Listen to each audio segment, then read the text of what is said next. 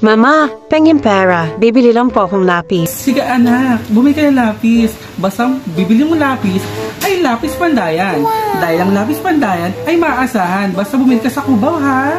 Ito pera anak. Pang grocery, pang kuryente, pang tubig, pang tuition. Ay nako! Ma, pengin pera. Bibili akong papel. Ha? Wala ka na namang papel, anak! Magtimid ka naman! Ha? Sabi ni Kumare, bumalik ka doon sa Pandayan ng papel. Ha? Kasi sa Cubao ko bibili ah. Sige na nga, ito ang pera, anak.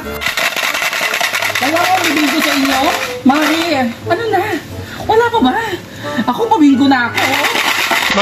Ma, pengin pera. Bili akong notebook. Ano ba yan, anak? Gumagawa ba ako ng kaperahan natin? Baka may pangkain tayo, tapos manghihi ka ngayon ng notebook, pambili. Yak, akala mo naman talaga, mapahira tayo. Basta anak, sabi ni Kumare, notebook ni Pandayan ang bilhin mo, ha? Hindi ba ka makapagbigo? Ito pera. Ma, pengin pera. Bili akong crayons. Ha? Naka, anak! Nakakainis ka!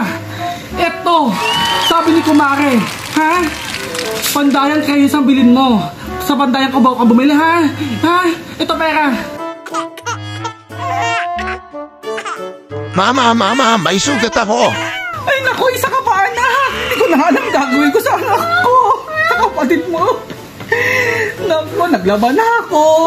Nagbilig na ako, nagbingo na ako. Pag may pangkain kayo. Tapos kayo may sugat ka? Ha? Ito, sakto, may nabili ako sa Pandayan, Cubao. Kompleto na at mura pa. Gamitin mo, anak.